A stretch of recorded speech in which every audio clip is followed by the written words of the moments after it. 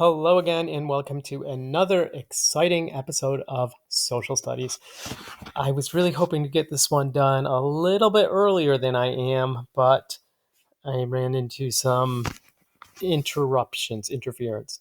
So I'm going to get moving on this. Try to keep it under 45 minutes if I can, but we'll see what we can do.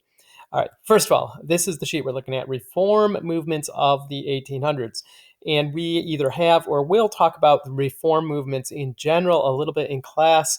But today we're going to work on filling in some of these notes, even if we don't have a lot of discussion on it, because we will discuss things in school, but we don't need to be spending our time writing in school. So we're going to do that here. So first of all, reform is a way of life. Reform movements. Reform means to change in order to solve problems or improve society. Helpful hint. This is the note sheet we are filling in. I will put it in Cami as well if you don't have it, but you should. It's a very light pink, very, very, very light pink. Some even might say it's white, but it's a pink sheet. We're going to go in order pretty much, so you should be able to fill it in as we go along. If you read along and read the words that are here and with what goes on the screen, you should be able to do it at this point of 7th grade. So reform means to change in order to solve problems or improve society. And there were many reform movements during the 1800s. These are people working together. You might want to say groups of people perhaps, but people working together, or groups might work. Groups working together to solve problems and improve their community, their country, their world. So these were people who looked at our country and said, hey, we're not living up to our ideals. We're not doing what we should be. We're not really being the America we want to be. And let's try to make things better. Some examples of reform movements. You don't need to know the part what it was influenced by. Some examples of reform movements right here. There's going to be 1, 2, 3, 4 of them, I guess. There are more, but we've kind of narrowed things down a little bit this year. The first one is the abolition movement. The abolition movement. Abolition wanted to abolish or outlaw slavery. Abolition movement were abolitionists, people who wanted to outlaw slavery. Another one is women's suffrage. Women's suffrage means the right to vote, for women to have the right to vote. Suffrage means the right to vote. So they fought for women's right to vote. Now, we could have just put women's rights, because there were people fighting for women's rights in other areas as well, not just the right to vote, but the right to vote was an important part of that. Education. We're not going to cover education very much, but just to give you a little bit, the common school movement became popular in the early to mid 1800s. This was something that people were pushing to have schools for everyone, not just religious schools or not just tutors for the rich people, but schools for everyone. But by everyone, they didn't necessarily mean everyone, because this was basically just for white people. And some places African Americans as well, don't get me wrong, but in large part, this is still a time of slavery. And not only were they not looking out for education for those African Americans, but in fact, in many places, it was illegal to educate them. Horace Mann was a leader of the Common School movement, just so you have a name to put in the blank there on your pink sheet. And this was a time when many new colleges were started all around the country in the early to mid 1800s. Including some for women and some for African Americans. Temperance is the final one. The temperance movement doesn't have to do with temper directly. It has to do with trying to end alcohol abuse. The temperance movement was trying to end alcohol abuse. All right, now we're going to focus on women's rights in particular.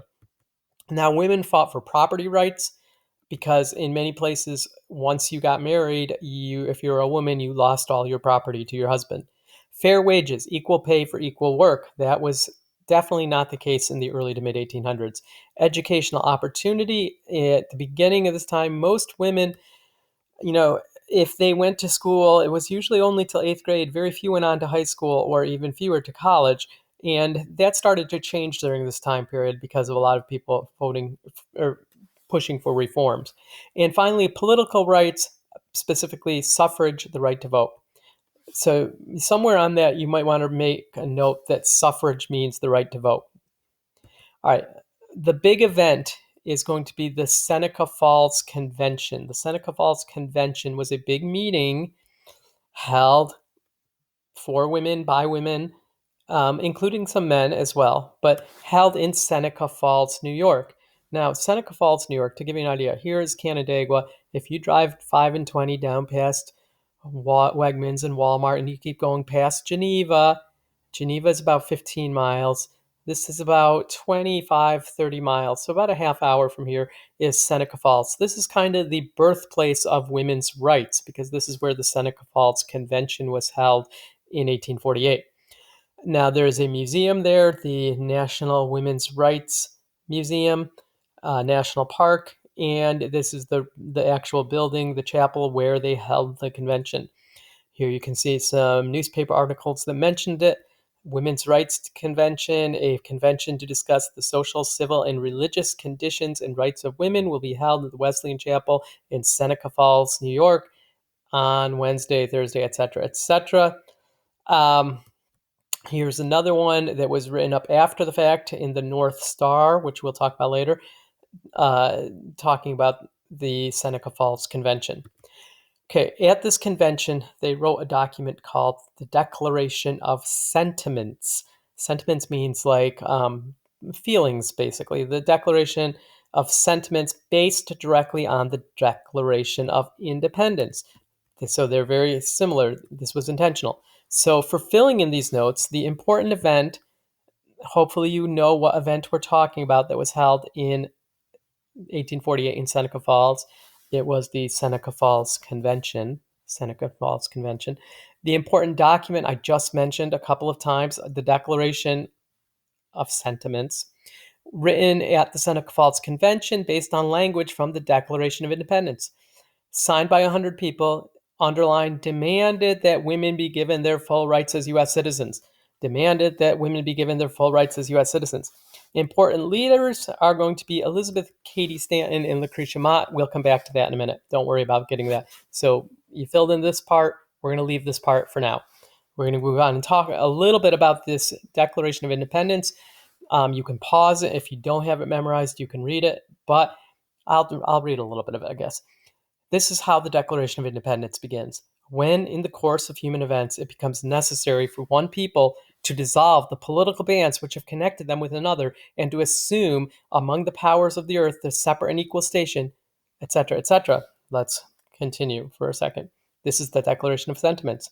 When, in the course of human events, it becomes necessary for one portion of the family of man to assume among the people of the earth a position different from that which they have hitherto occupied, but to one of which the laws of nature and nature's God entitle them, a decent respect to the opinions of mankind requires that they should declare the causes that impel them to such course.